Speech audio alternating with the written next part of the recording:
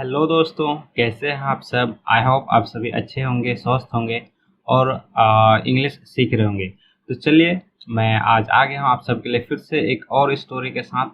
इस स्टोरी के थ्रू हम लोग English to Hindi translation, English reading और जहाँ जहाँ ग्रामर का पोर्शंस रहेगा उसको भी हम लोग कवर करते हुए चलेंगे। तो चलिए, बिना देरी के वीडियो को शुरू करते हैं। तो सबसे पहले हम लोग कहानी का टाइटल देखेंगे। कहानी का टाइटल है होम टू ट्रस्ट। देखिए, होम मतलब होता है किसको या किसे, ठीक है।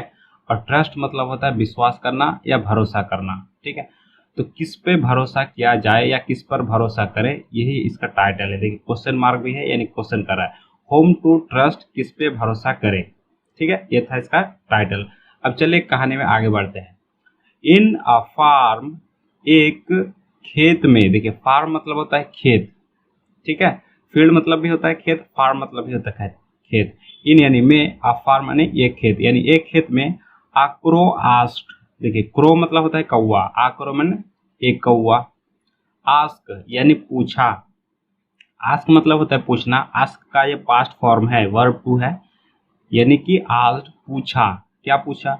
ऑल एनिमल्स, ऑल मतलब होता है सभी, एनिमल यानी होता है जानवर, और एनिमल्स एस लगा के प्लूरल बनाया गया है, यानी सभी जानवरों।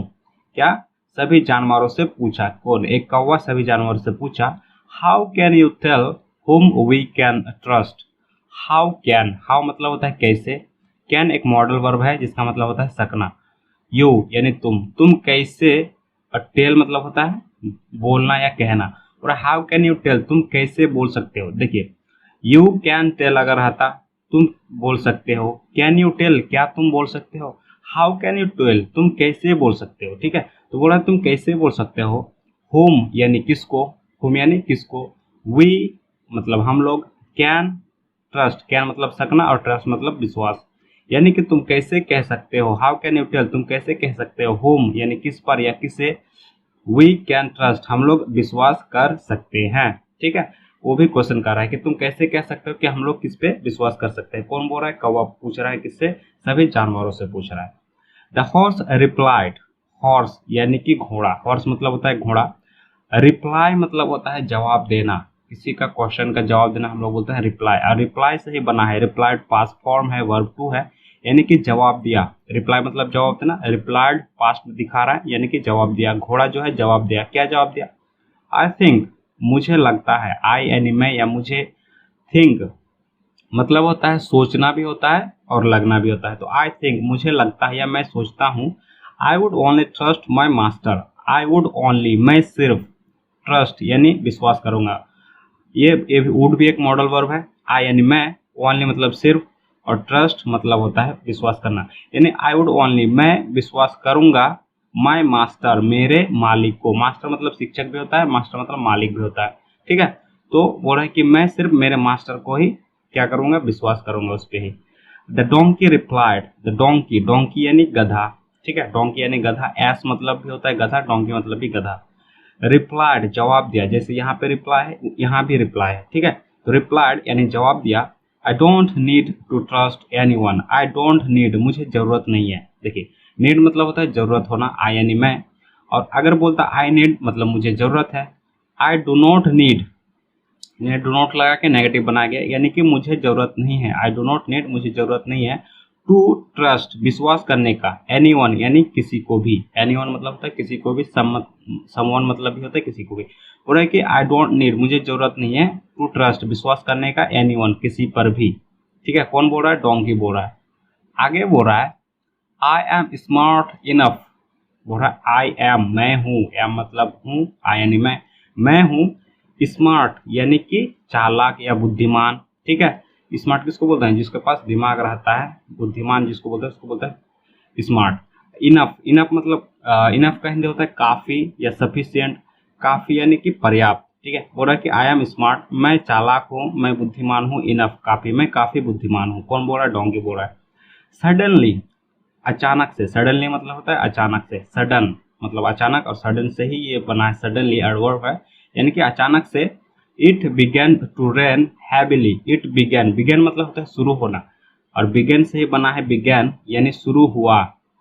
पास्ट फॉर्म में शुरू हुआ। क्या शुरू हुआ? टू रेन बारिश होना, रेन मतलब होता है वर्षा होना या बारिश होना, हैवीली मतलब बहुत जोर से, हैवी मतलब हैवी मतलब बहुत मजबूत या बहुत जोर से, बहुत तेज। और it began to rain heavily, बहुत तेज बारिश शुरू हो गई। The horse master quickly took the horse inside. The horse master, horse यानी घोड़ा, और हॉर्स का देखिए एपोस्ट्रॉफी लगाया गया है, यानी कि उसका, हॉर्स का, गधे का, ठीक है। एपोस्ट्रॉफी क्या दिखाता है, पोजीशन दिखाता है, ठीक है। तो हॉर्स मास्टर घोड़े का मालिक, क्या हो गया, घोड़े का मालिक। क्विकली यानी जल्दी से, क्विक मतलब जल्दी, क्विकली मतलब जल्दी से।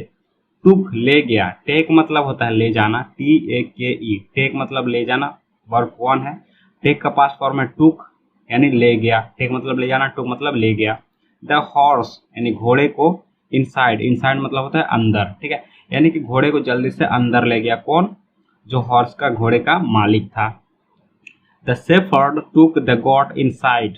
द शेफर्ड, शेफर्ड मतलब होता है चरवाहा, जो गाय बकरी भैंस वगैरह चराते हैं, उसे हम लोग इंग्लिश में क्या बोलते हैं, शेफर्ड, चरवाहा को बोलते हैं shepherd.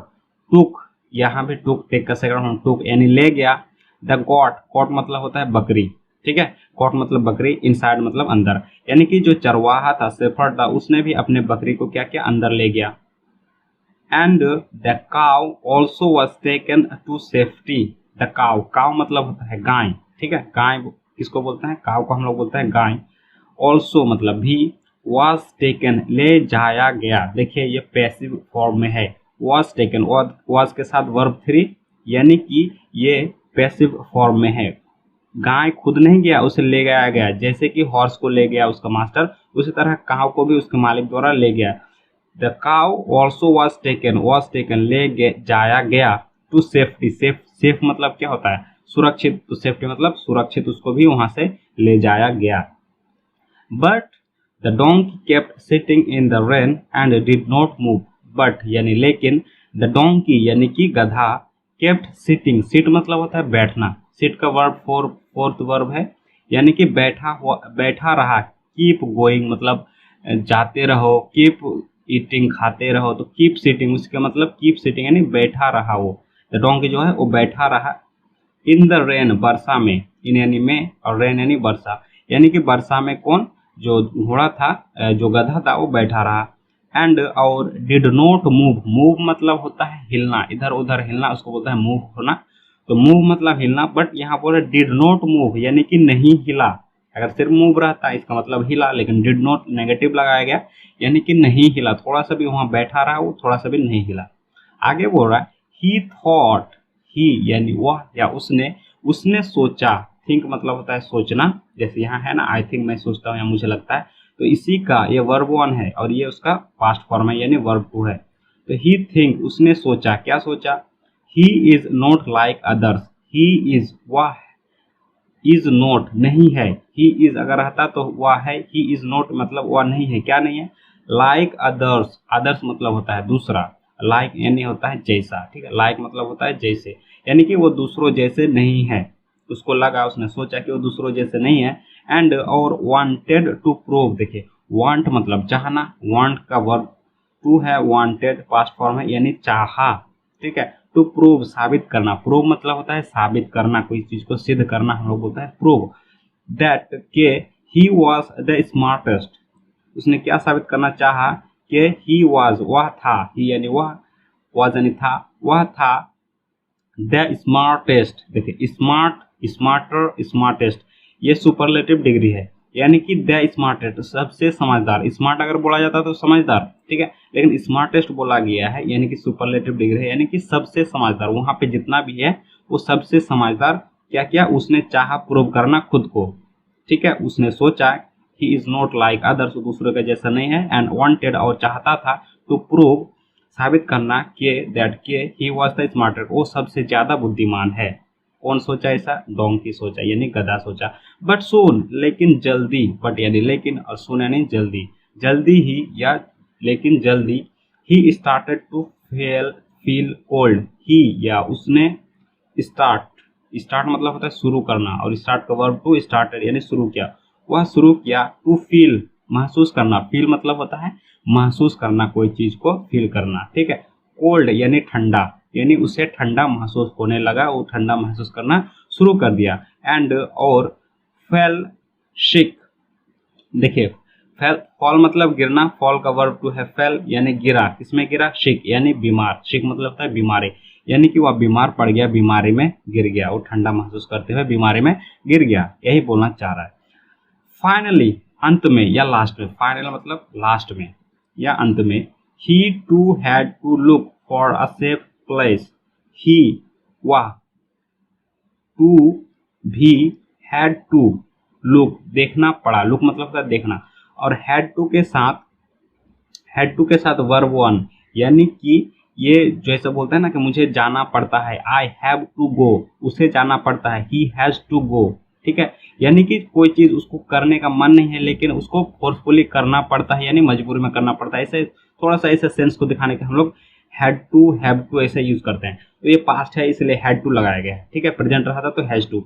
He has to look, उसे देखना पड़ता है, और ही हैड टू लुक मतलब उसे देखना पड़ा, क्या देखना पड़ा, उसे भी देखना पड़ा, for a safe place, for यानी के लिए, आ सेफ यानी एक सुरक्षित, सेफ यानी सुरक्षित, और प्लेस यानी जगह, यानी उसे भी देखना पड़ा एक सुरक्षित जगह के लिए, यानी उसे भी एक सुरक्षित जगह ढूंढना पड़ा, किसे, गधे को, ठीक है। तो यही था कहानी।